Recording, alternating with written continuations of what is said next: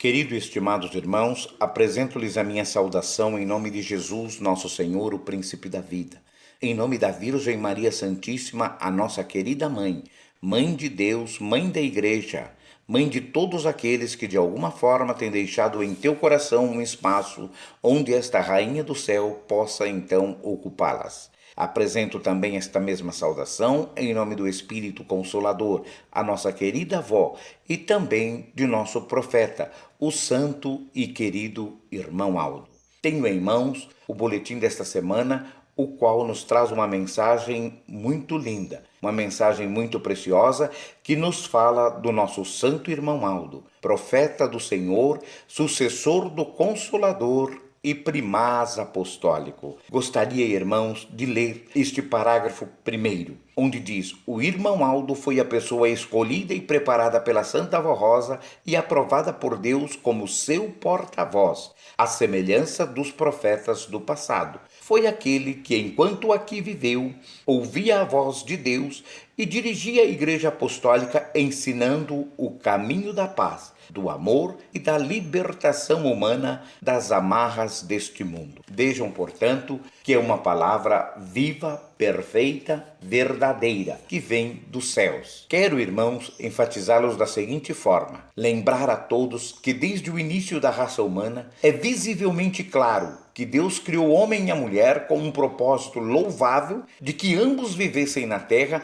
a mais perfeita bênção e que tudo lhes fosse uma dádiva vinda do céu. Chego a imaginar em minhas meditações o seguinte: a terra seria, na verdade, uma extensão do reino dos céus. Já pensaram nisso, irmãos? Já pararam para meditar no que seria esta terra se ela tivesse permanecido da maneira que o nosso Deus havia planejado? Pois eu lhes digo que a melhor maneira de buscarmos o amor de Deus é buscar a sua origem. E quando falamos de busca da origem de Deus, podemos ler São João quando ele diz: Deus é amor. Deus é amor. Daí, meus queridos e prezados irmãos, neste amor que nós estamos falando, é exatamente o amor em que a família apostólica precisa se apegar a cada dia mais, visto que o inimigo de nossas almas, ele tem buscado de forma urgente e mascarada, como alvo, como cegueira deste amor, a cegueira deste amor, induzindo e criando nas mentes dos mais fracos a dúvida, gerando a insegurança, e dessa maneira, para aqueles que lhe derem ouvido, essas criaturas vão esfriando, vão perdendo o seu amor e o inimigo vai ganhando espaço em suas vidas. Precisamos e devemos, dentro deste amor puro do nosso Deus, notar que desde o primeiro momento em que o homem e a mulher pecou, o Pai tomou providências e deu a cada um uma sentença, cobrando-lhe o que era de justiça, porque ele sempre agiu com justiça e ele é justiça, embora seja também amor. Muito embora o fato desta cobrança ter sido aplicada, ainda hoje a maioria das pessoas não convertidas pagam com grande sofrimento. O nosso Deus buscou, no seu infinito amor, irmãos, uma forma de resgatá-la deste sofrimento. E por conseguinte, não só de resgatá-la protegendo-lhes o corpo, mas, em primeiro lugar, salvar o espírito e conduzir essas criaturas ao céu. Talvez o Senhor esteja se perguntando agora: e qual é a forma usada por Deus para o resgate dessas almas? Pois eu vou lhes falar. Formar outros homens que pudessem nascer dotados de uma sabedoria especial e que, sobretudo, prevalecesse o amor de servir o reino dos céus ao ponto de sacrificarem suas próprias vidas pelo amor à alma de seu semelhante. Quando falamos, irmãos, deste amor, desta formação especial, logo lembramos grandes nomes. Por exemplo, profeta Moisés, profeta Josué, profeta Elias, profeta Eliseu e sucessivamente muitos outros profetas. Eu até gostaria, sim, de poder destacar o ministério de cada um desses profetas. Mas é óbvio que por questão do tempo não é possível. Mas eu vou mostrar-lhes de forma bem reduzida o ministério do profeta Moisés. Uma criança que nasce nos dias de fúria de Faraó, que havia inclusive ordenado às parteiras que todas as crianças do sexo masculino deveriam ser mortas, elas deveriam jogar no rio Nilo tão logo que nascessem. Qual não foi a luta daquela mãe, da mãe de Moisés, que por 3 meses teve que esconder a criança, mas que chegou um ponto em que já não tinha mais o que fazer. Somente diante da intervenção do céu lhes foi possível mantê-lo vivo e ainda com um privilégio, ser criado dentro da casa real. Vejam, irmãos, o que é ser especial para Deus, mas vejam também quanta luta se gera quando alguém tem sobre si a missão do céu para cumprir nesta terra. O tempo passou, o menino cresceu, teve uma criação de príncipe dentro da casa real, mas um dia Moisés resolve visitar o seu povo. E qual não é a tua angústia quando ele vê um egípcio batendo em um israelita a ponto de matá-lo? Moisés perde o controle e age com suas próprias mãos em defesa do seu povo. Até porque alguém pode, e muitas vezes nós vemos que faz o juízo, mas ele não poderia perder o seu controle. Irmãos, vamos observar uma coisa. Quando Deus toma todos os cuidados com aquele menino desde o seu nascimento, é porque ele já tinha um propósito. Ele já era um ser especial para Deus. E nós sabemos que qual era a missão que Deus tinha para aquela criança. A missão de que um dia ele libertaria o povo de Israel da mão dos egípcios. Agora, quando nós pensamos assim, nós já precisamos entender que já estava dentro dele, que já era um predestino daquele menino, daquele homem, de Moisés, libertar o seu povo. E o que foi que aconteceu? Ele vê, no seu primeiro momento, na primeira visita à sua terra, um seu conterrâneo, um seu companheiro de descendência sendo praticamente morto. Por isso ele perdeu o controle. Ele perdeu. Mas o que aconteceu com Moisés? Ele vai pagar por aquilo. E ele precisa fugir. E ele foge. Ele vai embora para a terra de Midian. Lá ele se casa com Zípora. E vai ser o quê? Pastor de ovelha do seu sogro. Vai trabalhar lá no campo, cuidando de ovelhas. E é tão interessante que lá no campo é exatamente o lugar em que Deus precisa falar com ele. E fala. Agora, meus irmãos, vamos meditar. Quando Deus dá a primeira missão a Moisés, quando Deus fala com ele, quando ele inicia o seu ministério propriamente, quando ele recebe esta missão especial, Moisés já tem 40 anos de idade. 40 anos.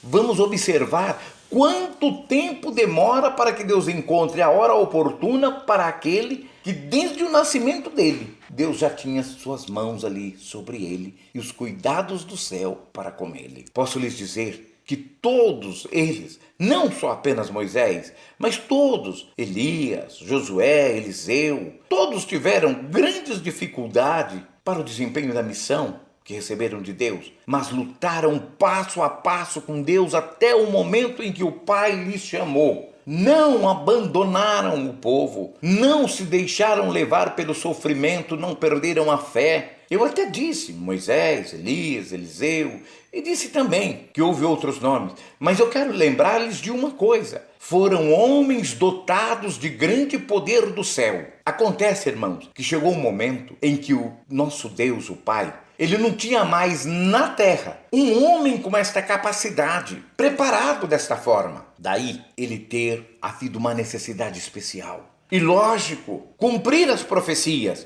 E entre essas profecias, aquela que diz: eis que enviarei o meu filho amado. Não mais, irmãos, não mais em um homem, mas em uma mulher. Desta vez, o reino do céu se aplica sobre a terra. De que forma, pastor? Virgem Maria, a rainha dos céus, hoje, a escolhida por Deus naquela ocasião, para que se cumprisse toda a vontade do Pai e fosse consumado a vinda de Jesus, o Filho amado de Deus a este mundo. Portanto, o Cristo veio, viveu nesta terra, pregou, salvou a muitos, curou a muitos, realizou grandes milagres e uma igreja deixou formada.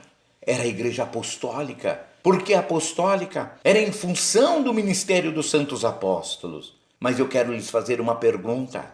Fique ela clara. Foi concluído todo o plano de Deus? Não, não foi concluído. E por que não foi concluído? Porque crucificaram Jesus, levaram à cruz sem piedade o Cristo. E agora, o que fazer?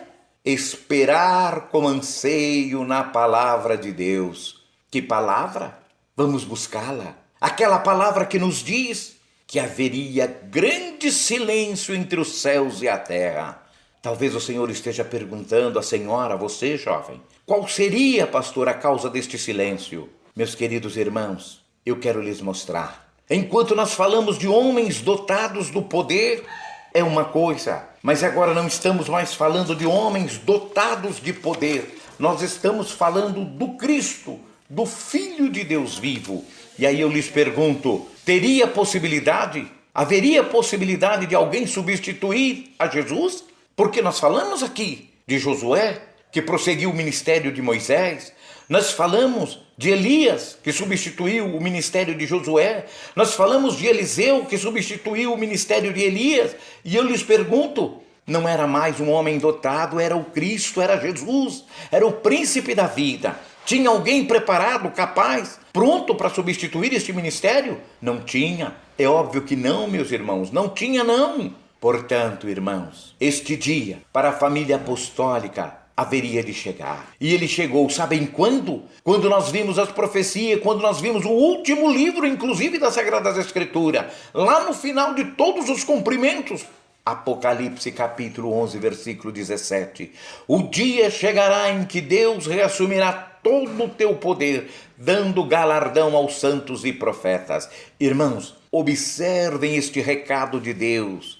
O dia chegará em que Deus reassumirá todo o poder, dando galardão aos santos e profetas. Eu tenho procurado mostrar à igreja o seguinte: quando Deus reassume o poder, não significa, meu querido irmão, minha querida irmã, meu querido jovem, que Deus tenha deixado de ser Deus em nenhum momento de sua vida, mas que ele não poderia fazer naquela ocasião nada durante aquele período. Por quê? Porque era necessário que passasse esse tempo até o tempo em que ele, o próprio Cristo, prometeu, em que ele enviaria no futuro outro Espírito, que seria o Espírito Consolador. E esse tempo precisou chegar. E ele chegou quando? Este dia para a família apostólica chegou. E com grande alegria, podemos dizer ao mundo inteiro que Jesus voltou para nós e está a realizar o seu plano de salvação e aplicar o grande período da regeneração a todos os povos, desde que aceitem a sua verdadeira palavra no que diz a respeito da vinda do Consolador e do último pastor por excelência. Daí eu lhes dizer, confiem neste Consolador prometido por Jesus, cumprindo hoje na vida daquela que ele soube amar e esteve nesta terra, pronta, preparada para o momento certo, para a hora não dos homens, mas para na hora de Deus. Então, que tudo se consumasse conforme se consumou, e nós cremos e temos a certeza que se cumpriu na vida da nossa querida e santa avó Rosa. Confiem no nosso santo irmão Aldo, o pastor formado por Jesus e entregue a esta igreja para que todos aqueles que nele confiar nas palavras dele e que permanecer na obediência aos seus ensinos, tanto doutrinários como disciplinares, possam serem muito felizes e abençoados se estiverem nesta terra, porém crendo e vivendo uma vida perfeita, honrada, conforme ele sempre lhes ensinou, onde então poderão nos céus um dia serem grandemente felizes ao lado desses santos de Deus. Não tenham dúvida e confiem sim que esta igreja faz parte dos planos do nosso Deus, que fez se cumprir nela a vinda do outro Consolador, a Santa Avó, e do último pastor, o nosso santo irmão Aldo. Creiam assim, sejam grandemente abençoados por Jesus, pela Santa Avó Rosa e pelo nosso irmão Aldo. Nunca, irmãos, por nada deste mundo, deixem esta igreja e nem dê ouvido àqueles que não querem crer e que muitas vezes, inclusive, dizem ter conhecido, dizem ter participado, inclusive, do ministério dessa igreja, mas que, por conseguinte, não teve raízes a sua fé. Foram construídos, como disse Jesus, como uma casa construída junto ao ribeiro, nas areias. Deixaram que um dia viessem apenas com um tão leve sopro da vida desmoroná-las. Portanto, eu lhes digo, façam como ensinou Jesus. Sejam casa construída sobre a rocha, onde vem o vento, onde vem a maré, onde vem a água, onde vem a chuva, onde vem a tempestade, mas que estão firmes, sólidas, prontas para enfrentar qualquer tipo de situação adversa, mas permanece de pé. Que a Santa Avó, que o Santo Irmão Aldo possa fazê-lo de sua vida, sempre, esta grande bênção, para que possam permanecerem nesta igreja, sempre crendo no poder dos céus, crendo em Jesus, o príncipe da vida, aquele que nos deu e que nos dá a cada dia o alento, através desses dois santos gloriosos do nosso Pai, a nossa querida avó e o nosso querido irmão Aldo. Fiquem todos em paz, tenham muita saúde e vivam com Deus. Amém. Pastor Meira Filho.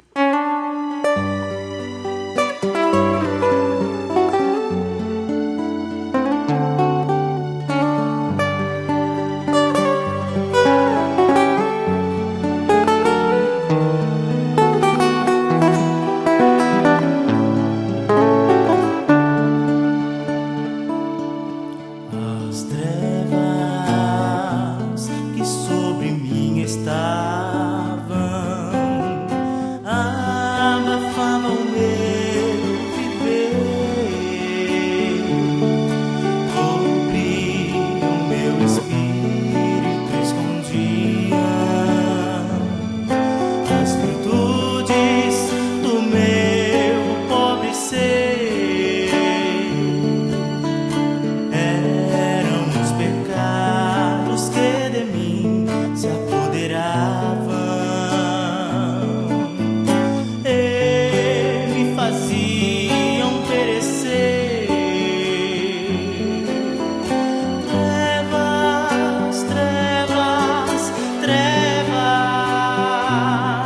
Enchiam de dor a minha alma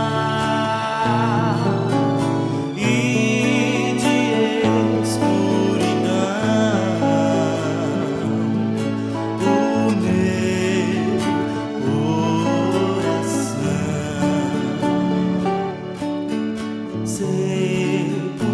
sepultado no pecado. Estava a sofrer e não havia quem removesse as trevas do meu padecer.